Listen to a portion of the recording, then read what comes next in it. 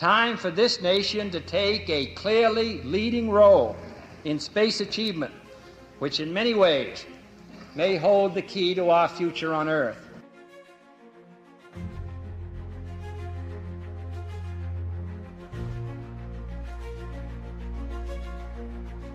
It's one small step for man, one giant leap for mankind.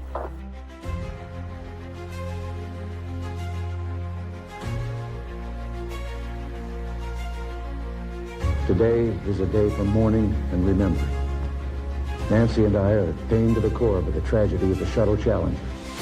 The following program may contain coarse language, adult themes, and bad attempts at humor. Listener discretion is advised.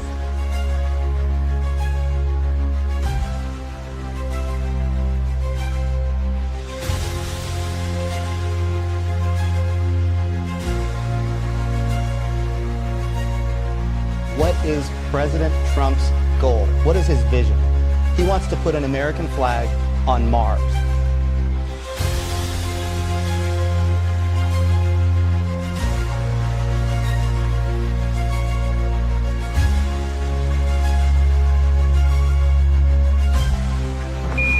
Houston, Tranquility Base here. The Eagle has landed. I am your host, JEFF, also known as A Cosmic Bard over on Twitter/X, and this is the Lost Wanderer podcast for August 24th, 2025. Happy Sunday evening and welcome aboard the ACS Serenade.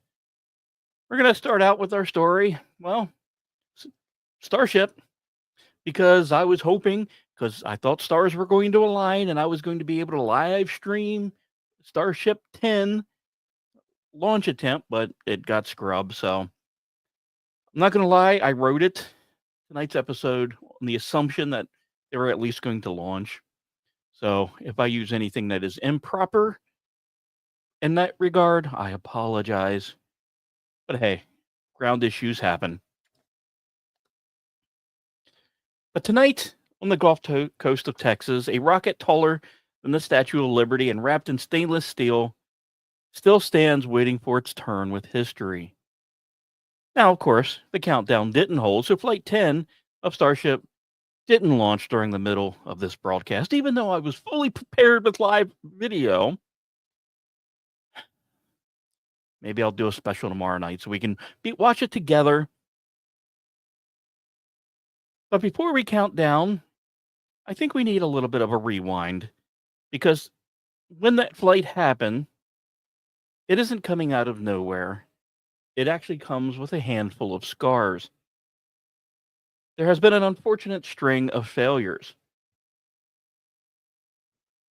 Flight 8, a promising ascent, until a flash inside the engine cluster rippled into catastrophe. A flicker, a spark, and then structure breakup.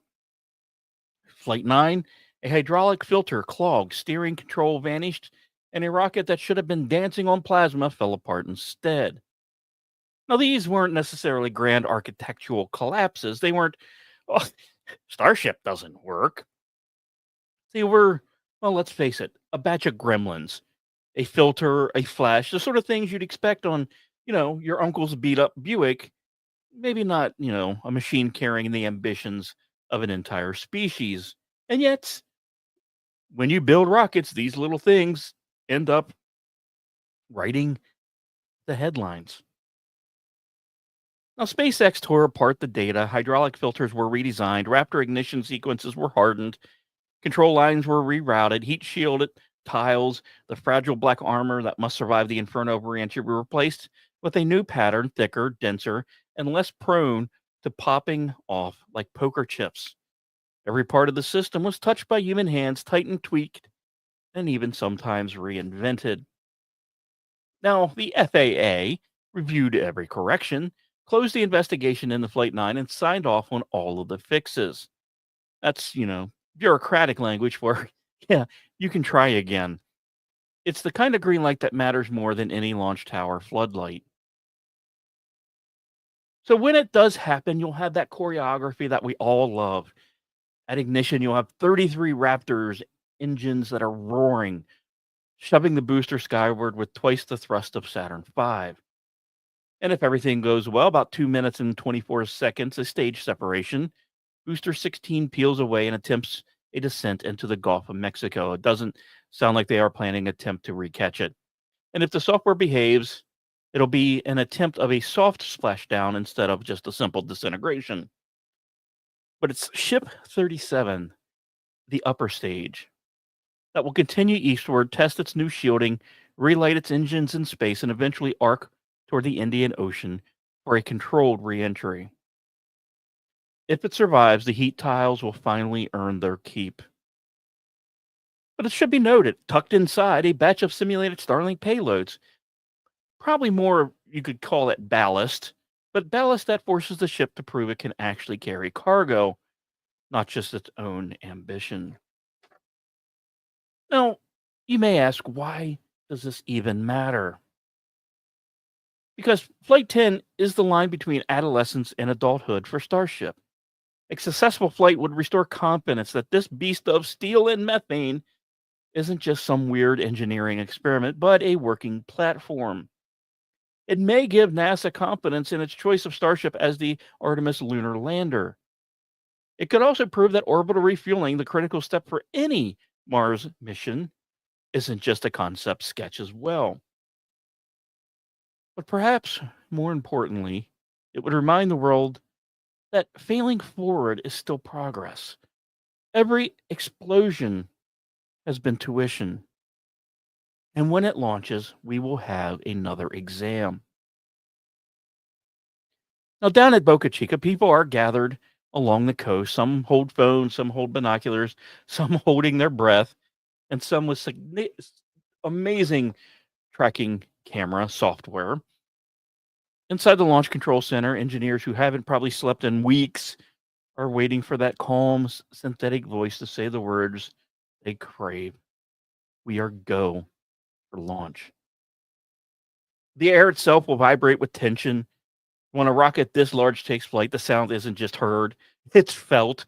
And not even just in your ribs, but in your teeth and the sand at your feet and probably your future kin's bodies.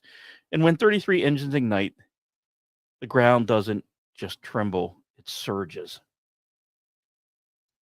But we have to be honest. It could go wrong again. One misfire, one valve that doesn't close fast enough, one thermal tile that pops off too early, and Flight 10 could end the way Flight 9 did, in fragments scattered across sea and sky. But that's the nature of this moment. Spaceflight is never guaranteed, despite what Falcon 9 has proven. Every liftoff is a coin flip, weighted only slightly in favor of success. That risk is why we're glued to it, why we stream it, why we listen, and why we care. Because of the nights like this, or when it does eventually launch, humanity rolls the dice with gravity itself. If Starship 10 succeeds, it means Artemis has a lander that can carry astronauts back to the moon in bulk. It means the first step towards a Mars transport and more than just a simple PowerPoint presentation. It means reusability at a scale no one has ever achieved, let alone thought possible. And it means that when the launch goes, watching it live, you and I get to say, you know what? We were there when the next step of the future took off. And whether it succeeds or fails, I hope to air tomorrow, and we will witness it together. Now, that said, while Starship is, of course, rightfully hogging the spotlight, another vehicle is quietly slipping back into orbit. A craft that has never looked flashy, never really been live streamed, and yet has logged more days in space than most astronauts will in their entire life. And that is the X-37B spaceplane. Now, of course, it's not new. The design traces back to the late 90s, with roots in a NASA program that the Air Force adopted, reshaped, and finally tucked under the cloak of military secrecy. Think of it as a bit of a scaled-down space shuttle. It's about the quarter of the size, it's unmanned, and operated entirely by automation. It launches atop vertically on a rocket. It spends hundreds of days, sometimes years, in orbit, and then glides back down to Earth on a runway like a silent ghost. And now it's getting ready for another mission. For the first time, SpaceX and Boeing are teaming up to send the X-37B aloft once more. Boeing, of course, builds the airframe. SpaceX, they're a little better at getting things to space than, say, Boeing. And it will provide the ride, a Falcon Heavy booster capable of delivering the spaceplane into its classified orbit. And somewhere in that handshake between old aerospace and new, the Pentagon finds exactly what it wants: access to orbit with a craft that can vanish for 1,000 days and return carrying data, samples, and God knows what. So what does it actually do up there? Well, that's a bit of a riddle. Officially, the X-37B tests new satellite hardware, solar power systems, and material science. We call that mostly bullshit around here.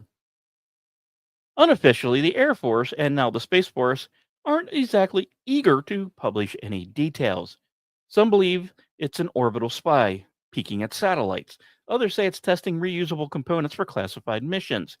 Still other whispers it could be a prototype for a future space-based weapons system. Right now, the truth is locked tighter than the heat shield tiles under its nose cone. The numbers, though, don't lie. The X-37B's last mission lasted over 900 days in orbit. That's longer than some space stations lasted in the 70s. It's the kind of endurance that lets you slowly, quietly prove out technologies while the world forgets you're even up there. So while Starship gathers headlines with explosive drama, the X-37B gathers dust on runways between marathon missions, kind of an unglamorous workhorse in a tailored cloak of secrecy. Space planes used to be the stuff of science fiction. Then the shuttle turned them into spectacle, and now the X-37B has turned them into something quieter. A chess piece in orbit. And as it heads back to space aboard a Falcon Heavy, one thing will be certain.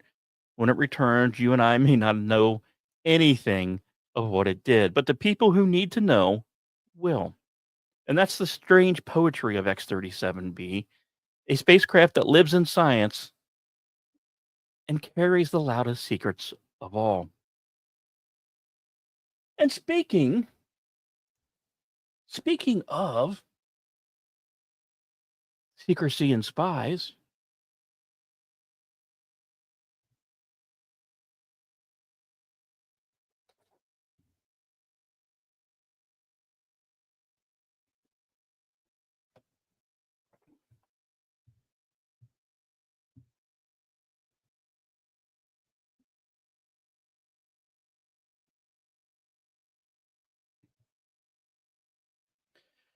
if there's one thing you can count on in the 2020s, it's billionaires and nations trying to out-Starlink each other. This week's entry comes courtesy of China, which just lobbed the 8th batch of satellites into orbit for its Gaowan constellation, a planned network of tens of thousands of spacecraft meant to blanket the skies in broadband and geopolitical bragging rights. Gaowan is supposed to be China's answer to SpaceX's Starlink. The pitch is the same: connect the world, even the most remote corners. The reality: we'll have thousands of more bright, shiny objects streaking across the night sky, cluttering up orbital real estate and giving astronomers migraines and bitching sessions. Now, if you're ever cursed that glowing train of dots that photobombed your attempt at shooting the Milky Way, imagine it now multiplied by national pride. Now, China does it a little different than, say, SpaceX. They don't exactly live stream its launches with techno music and countdown memes. It's state television, a clean white rocket on a pad, announcers reading off a pre-approved script, and then boom, more often than not, more hardware added to the orbital soup. 8 launches in, Gaowan is starting to look less like a plan and more like a kind of a full court press to say, we can do this too. And it raises the old question: how many mega constellations can orbit handle before it looks less like space and more like a cosmic junkyard that will be in desperate need of Alan Ray's space junk collection division. I mean, Starlink is already up past 6,000 birds. Amazon's Kuiper system is trying to catch up. Now Gao Wang is elbowing into the buffet line. Every one of them says, well, of course, we'll manage orbital debris responsibly. Which is like hearing someone at the frat party say, don't worry, I'll clean up in the morning. You know it ain't going to happen. Now, of course, a little bit of a kicker for China. Gao Wang isn't just about the internet, it's about control. A constellation that size doubles as a surveillance net, a military communications backbone, and a very shiny piece of soft power. Launch enough satellites, and you don't just own the orbit, you can own the narrative. So tonight, chalk up another round of assholes in space, because while you and I are watching rockets rise, some countries are watching the sky fill with their logos, their networks, and their egos. And sadly, we're not done with China. Or at least one of the other assholes. Because Russia, never one to be outdone in a look at me, I'm still a space power contest, has launched the latest Bion-M mission, a spacecraft loaded with mice, microbes, and more. Yep, you heard it right. While SpaceX is testing reusable mega rockets and NASA is mapping deep space, Roscosmos is running an orbital pet store. The Bion program has been around since the Soviet days. Biological satellites designed to study how living organisms handle the brutality of space. We've had dogs, turtles, fish, plants, bugs. If it crawls, swims, or squeaks, at some point the Russians have probably launched it. Now, this latest installment is Bion-M number 2, following up on a mission that flew more than a decade ago. Packed aboard, you have hundreds of mice, colonies of microbes, and maybe even a few other test critters whose resumes were not made public. They'll spend weeks to months circling Earth in a specially outfitted capsule, enduring weightlessness, radiation, and the kind of cosmic boredom that makes you wonder if even a mouse can get existential dread.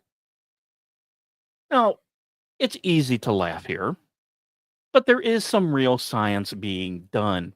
Long-duration biology studies are critical for understanding how human bodies will survive on missions to Mars or beyond. Mice, well, they're kind of proxies for us, and microbes are the stowaways we can never fully banish from our ships. What happens to them out there happens to us in miniature.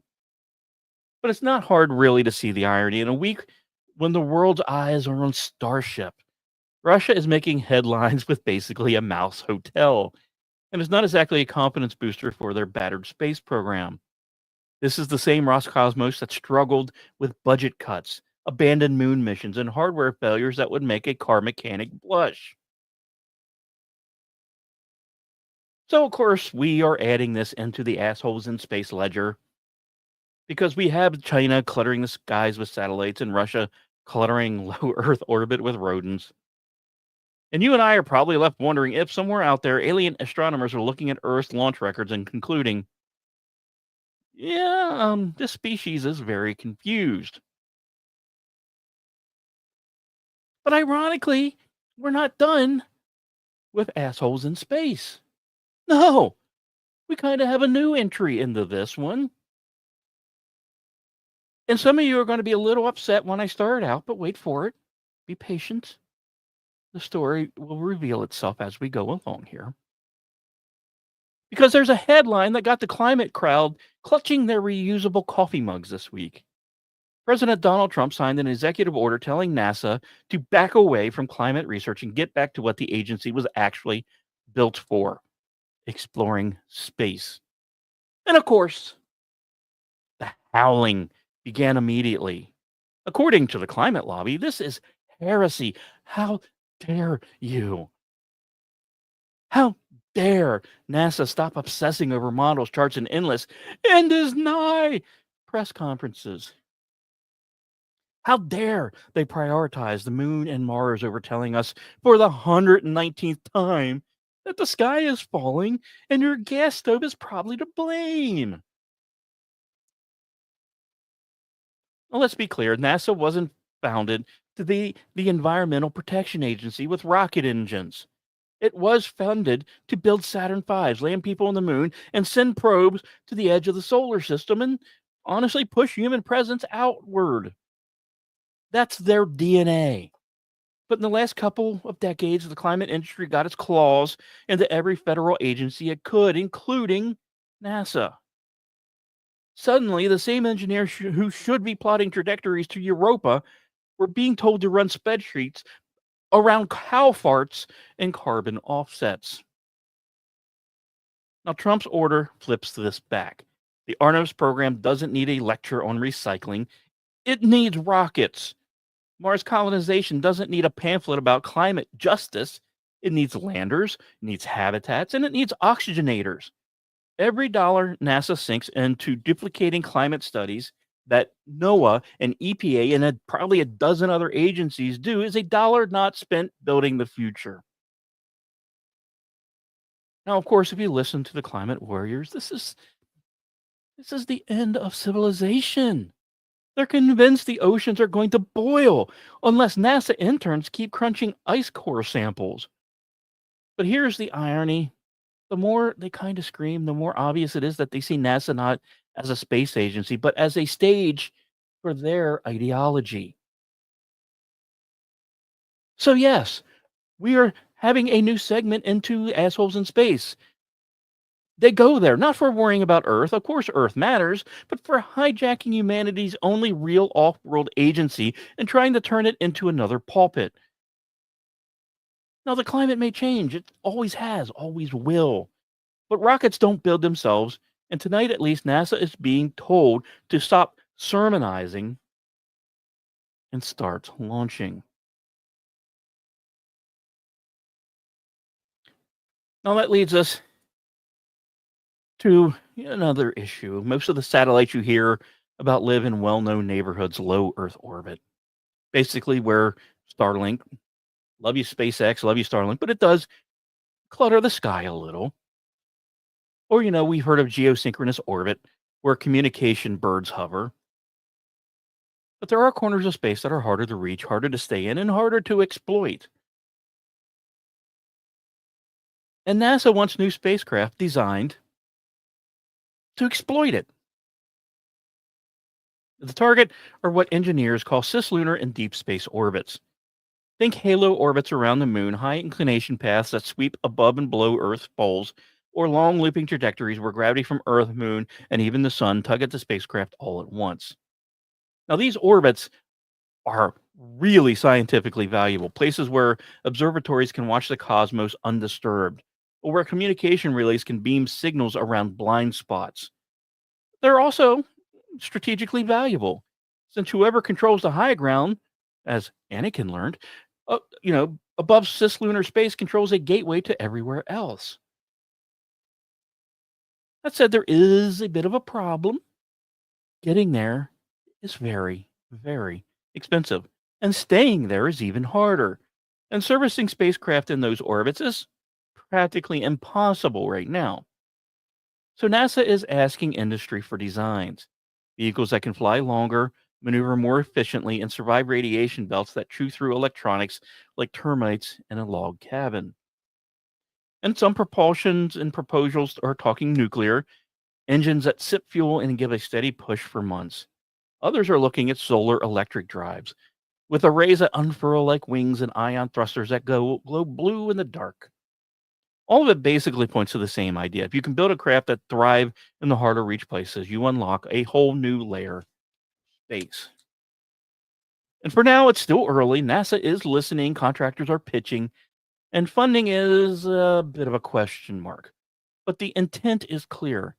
The future isn't just low Earth orbit anymore. It's the weird, lonely highways in between where missions to Mars, asteroid miners, and deep space telescopes will one day ride.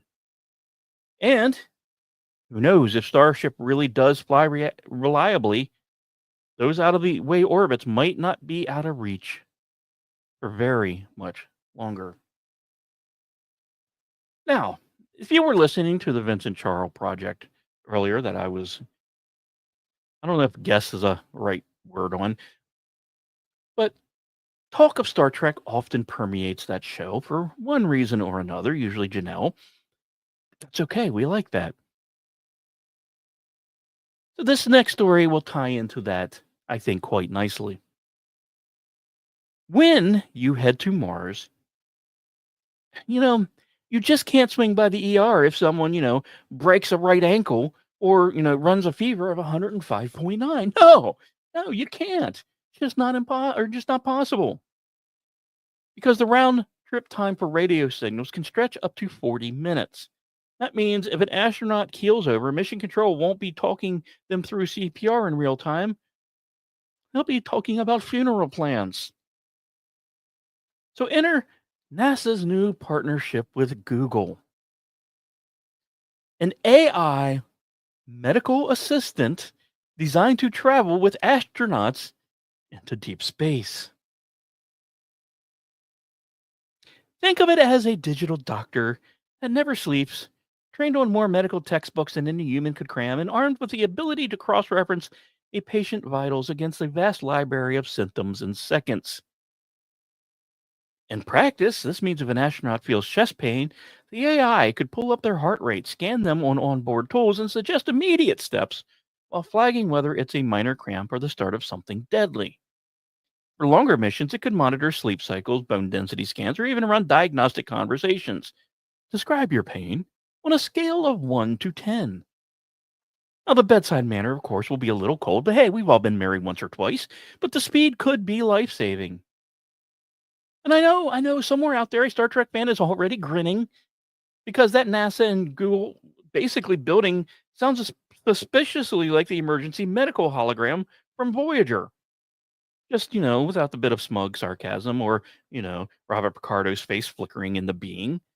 The real version probably won't crack jokes about bedside manner, but it will in its own way let astronauts call out, "Computer, activate the doctor." Now, of course, there are challenges. Medical data is messy, and space will add a handful of complications that probably aren't even thought of yet. Bones weaken, fluid shift, wounds heal differently in microgravity, and let's not mention they haven't done a study in sex in space yet that I'm willing to volunteer for if a certain former prime minister of Finland would love to join me. Anyway, training an AI to recognize what's normal in orbit is very different than training for it here on Earth. Then there's the trust factor. Astronauts are already elite professionals. But when you're hurting in deep space, would you really believe the diagnostics of a talking algorithm over your own gut? Still, let's face it, the alternative is worse. On Mars, the ER is a planet away. An AI doctor, even with rough edges, is better, most likely, than no doctor at all. And like every tool NASA builds, it will probably find its way back to Earth someday. And someday a version of the same system could sit on your phone, diagnostics you up and down your cough before you even make an appointment. But for now, it is one more piece of science fiction edging toward fact, a digital physician preparing to make house calls on the moon and maybe one day as well on Mars. And that closes out this first half of tonight's flight plan. We've had some rockets roaring, space planes flying, and well, more than a few assholes in space cluttering up the stories tonight. But don't go far away. After the break, we'll leave the launch pads behind and dive into the strange, maybe a mysterious new object that doesn't fit into any known category of star or planet. And we'll, maybe talk the so-called Eye of Sauron in space, a cosmic furnace spitting out ghost particles like something straight from Middle Earth. That's coming up in the second half, right after this musical intermission. We will be right back.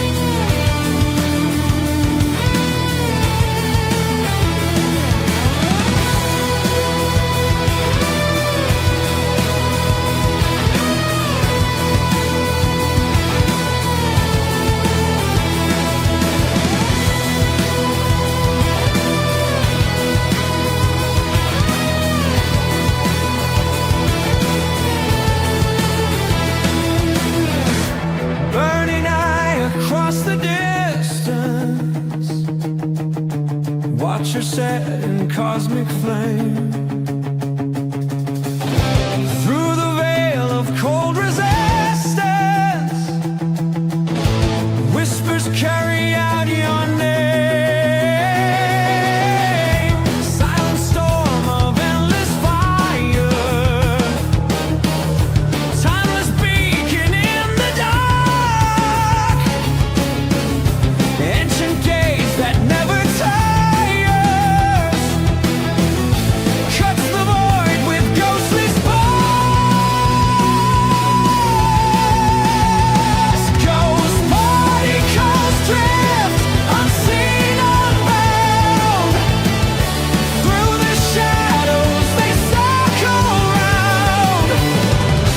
From the furnace secrets fall. We are haunted, we hear their call.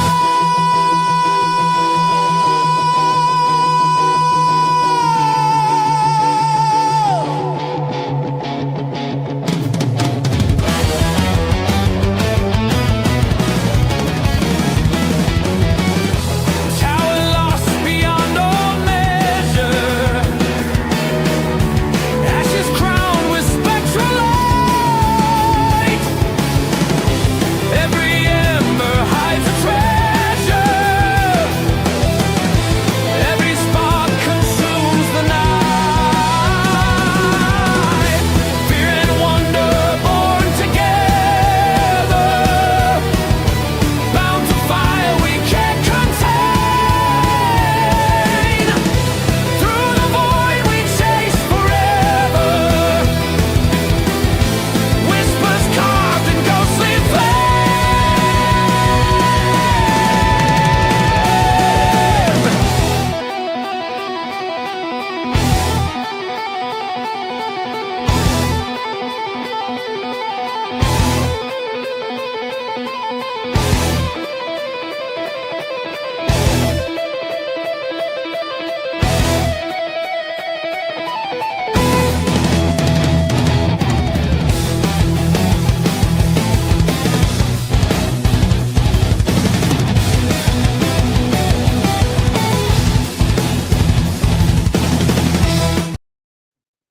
And welcome back. Sorry, there was no easy way to get out of that without that ending abruptly.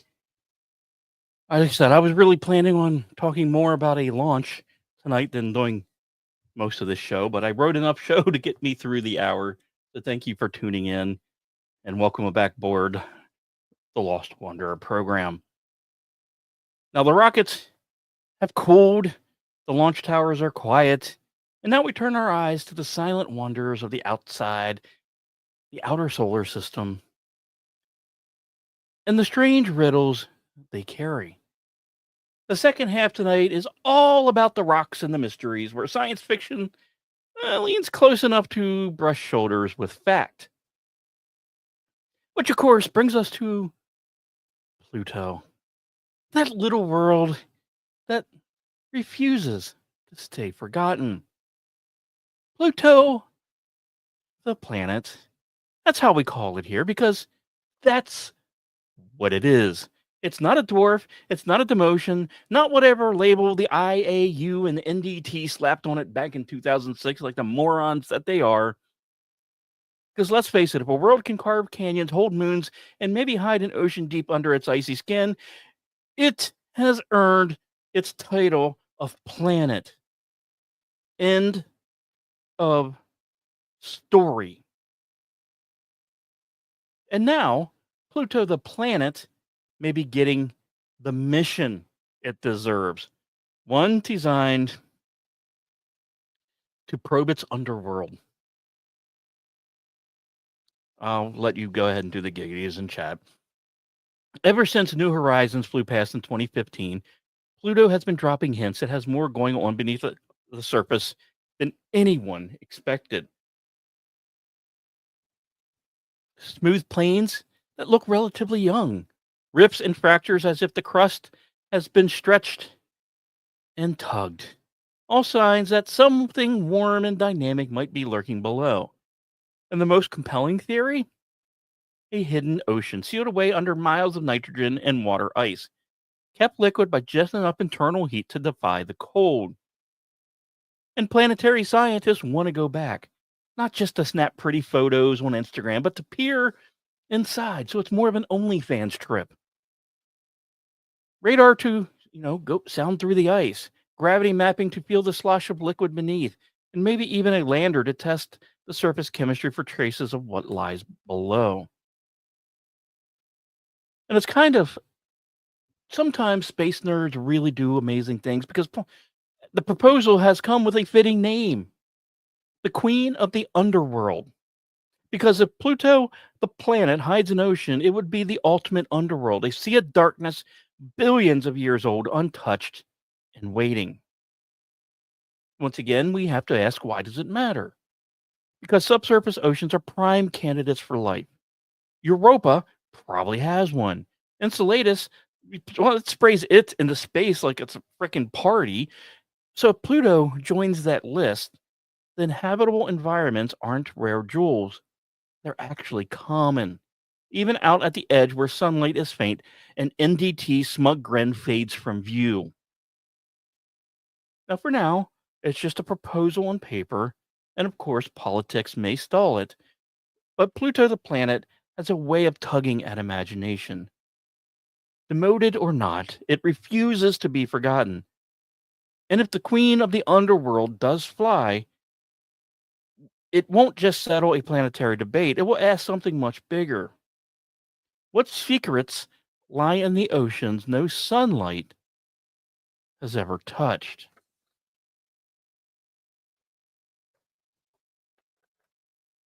And let's face it, astronomy has a way of humbling us. Just think, when we think we've got the cosmos, neatly labeled, we got stars, we got planets over here, black holes, galaxies. Something shows up that refuses to play by the rules. This week, astronomers announced they spotted a new object that doesn't fit into any known category. It's not quite a star. It doesn't have the mass to ignite and shine, but it's not a planet either. It's far too large, far too energetic. It isn't a brown dwarf, at least not the kind we know. Its emissions, its light curve, its very behavior don't line up with anything in the textbooks.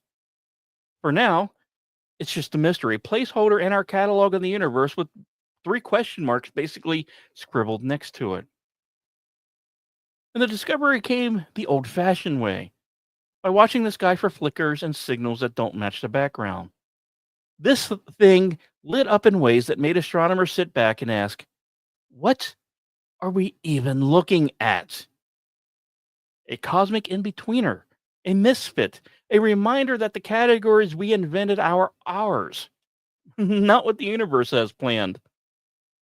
It could be a transitional object, a stellar core that never fully bloomed, or maybe one that's dying in slow motion. It could be the first of a new class of astrophysical objects entirely, a discovery that may force us to add another line into the cosmic dictionary. And if history is any guide, the real explanation is probably going to be weirder than any of the early guesses. And that's kind of the beauty of anomalies. They're not just puzzles for astronomers, they're proof that the universe isn't exhausted, that it still has maybe a few new cards to play. Every time something like this pops up, you can feel the quiet thrill ripple through the field. A chance to rethink, to expand, to admit we still don't have a clue of how the universe operates. So for now, this object will remain nameless, categoryless, and really storyless. But it shines anyway, reminding us that the cosmos doesn't care about any of our neat, tightly wound definitions. It will always keep something just beyond the edge of our understanding, daring us to get out of our middle school understanding of physics.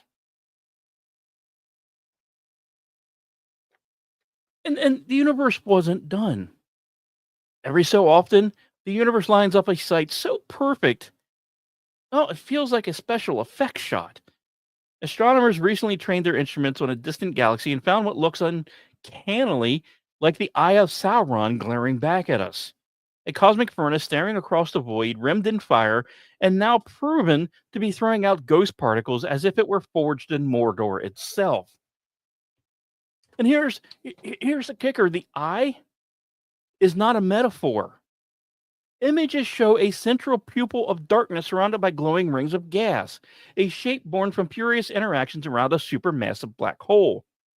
But what makes it more than just, a pretty nickname is what's pouring out of it. Neutrinos. Billions of them. Ghostly particles so faint and so slippery they pass straight through you, through Earth, through, almost everything without leaving a trace. Catching even one is like fishing a single raindrop out of a hurricane. And yet, detectors on Earth did just that. They traced the neutrons back to this galaxy, to the fiery eye itself. This makes this one of the rare cosmic sources we've actually caught in the act of producing these ghost particles. And neutrinos carry information photons can't. They shoot straight through cosmic clutter, telling us about the violent processes at the heart of black holes and jets. So why call it the Eye of Sauron? Because when you look at the images, it's impossible not to see Tolkien's villain staring back. The glowing rings of plasma, the central void, it's as if some dark power was literally watching us, unblinking across intergalactic distances. Of course, it isn't evil, necessarily. It's physics. Some could say physics can be evil, how you use it. That's a story for another show. But the metaphor sticks because sometimes the cosmos hands us poetry along with amazing data. And for astronomers, this is more than a spectacle. It steps toward multi-messenger astronomy, where we study the universe not just with light, but with neutrinos, gravitational waves, and maybe one day signals we haven't even imagined yet. And for the rest of us, it's proof that the night sky still has surprises that look straight out of myth. So the Eye of Sauron isn't necessarily looking for two little gay hobbits with a ring.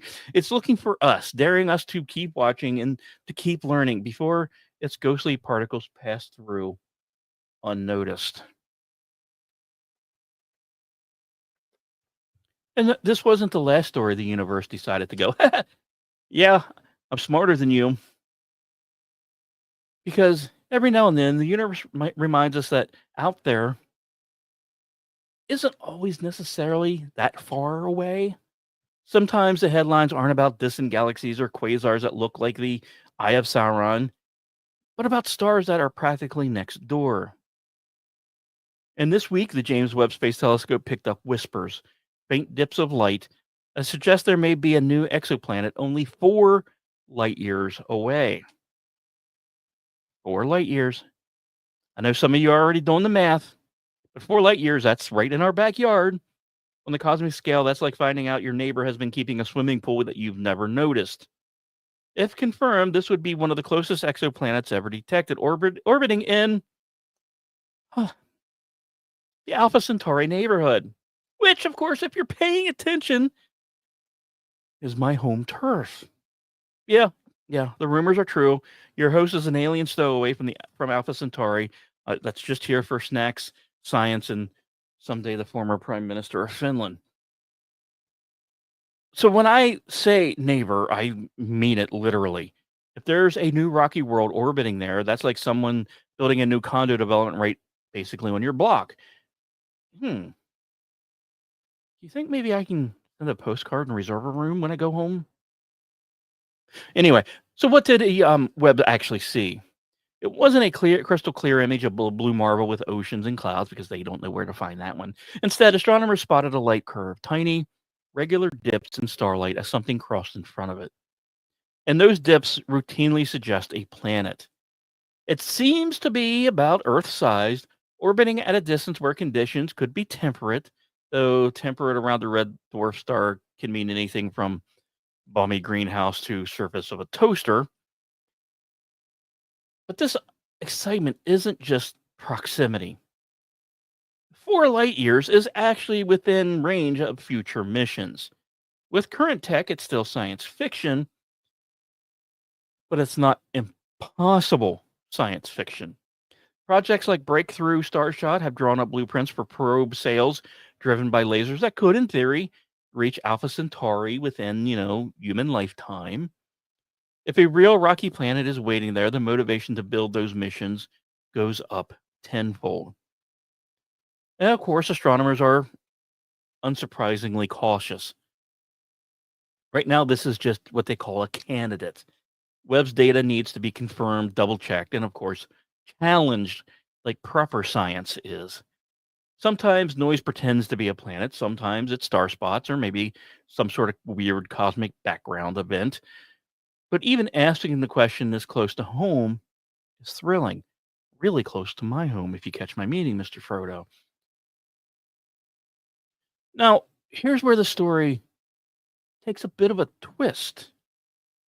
Because while Alpha Centauri is whispering sweet nothings of maybe I'm here, maybe I'm not, let me show a little leg tease you, another system that has been shouting, pick me, is all of a sudden gone quiet.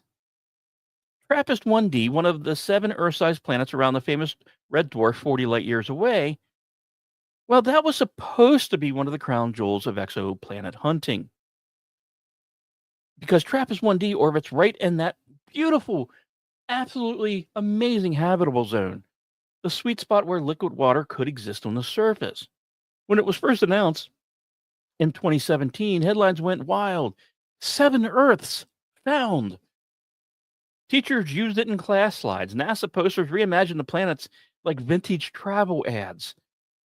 TRAPPIST-1d was practically marketed as the front runner for Earth 2.0. But hype only gets you so far. Webb turned its instruments on the planet and looked for the telltale fingerprints of an atmosphere, gases absorbing starlight during transits. The results? Disappointing. TRAPPIST-1d doesn't seem to have the thick protective atmosphere needed to keep water stable. Without this blanket, the surface is likely dry, barren, and exposed to constant solar flares from its parent star. What looked like a potential paradise on paper is probably just another fun little rock, scorched and bare.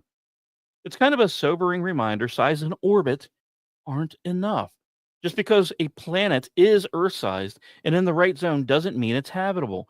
Atmospheres are fragile. They can be stripped away by stellar winds or never form thickly in the first place.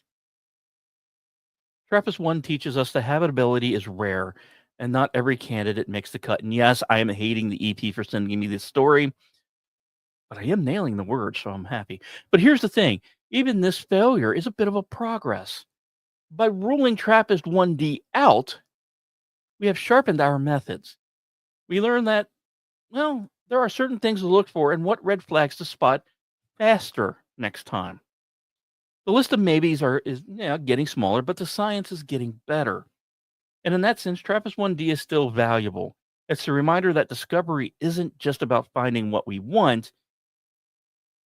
It's what science should be about, which is finding what's true. So the cosmic balance sheet this week looks like Alpha Centauri whispers that we may have a new neighbor just 4 light years away, or a couple 100,000 miles if you already live there. And TRAPPIST-1d, the former darling of the ball, quietly stepping off stage. And that's the sad truth of the nature of exploration: joy and disappointment, wonder and humility, all in the same breath. Now, while we dream about distant neighbors 4 light years away, sometimes the best surprises are right here in our own solar system. Case in point, a tiny new moon has just been spotted, circling Uranus. I'll let that one sink in for a minute. Okay. After all the talk of distant worlds, let's swing back to our own solar system for something smaller, stranger, and, a little funnier. Astronomers using the James Webb Space Telescope had discovered a tiny new moon orbiting Uranus. Yes, Uranus, go ahead. Get your jokes out now. I'll wait for them. I'd play the Jeopardy theme music, but I'd probably get copyright struck or something. But the astronomy community has been dealing with this since the 18th century.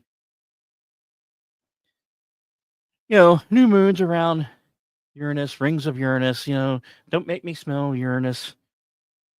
Every discovery sounds like it was written by a 12-year-old, and honestly,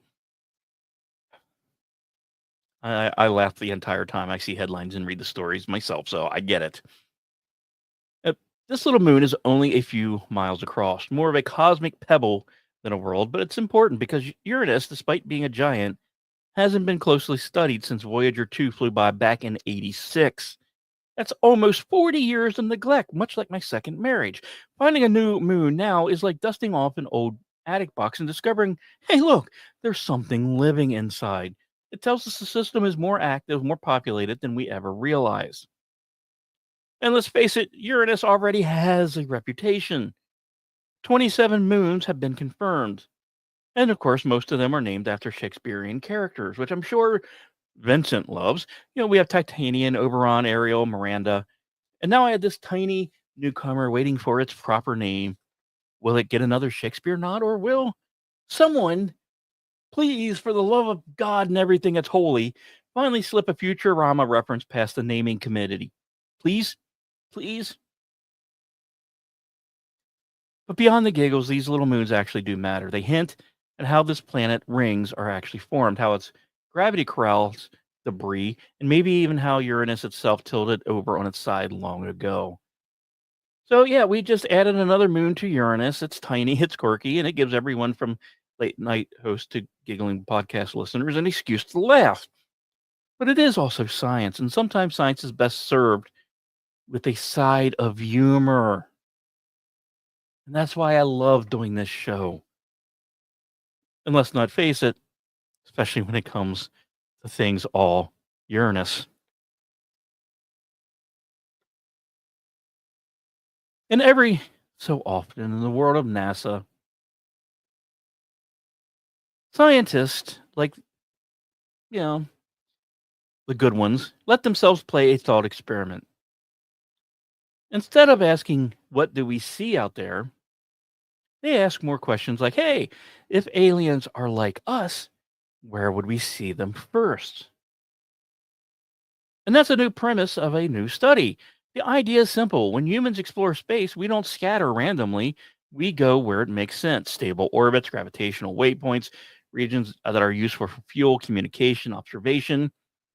If another intelligent species followed this same logic, their signals or even their ships might cluster in the same places. In other words, don't just stare into the dark. Look into the cosmic equivalent of airports, crossroads, and gas stations. Lagrange points where gravity balances out. Halo orbits around moons and planets. Those stable niches where technology tends to gather, just like it does here on Earth.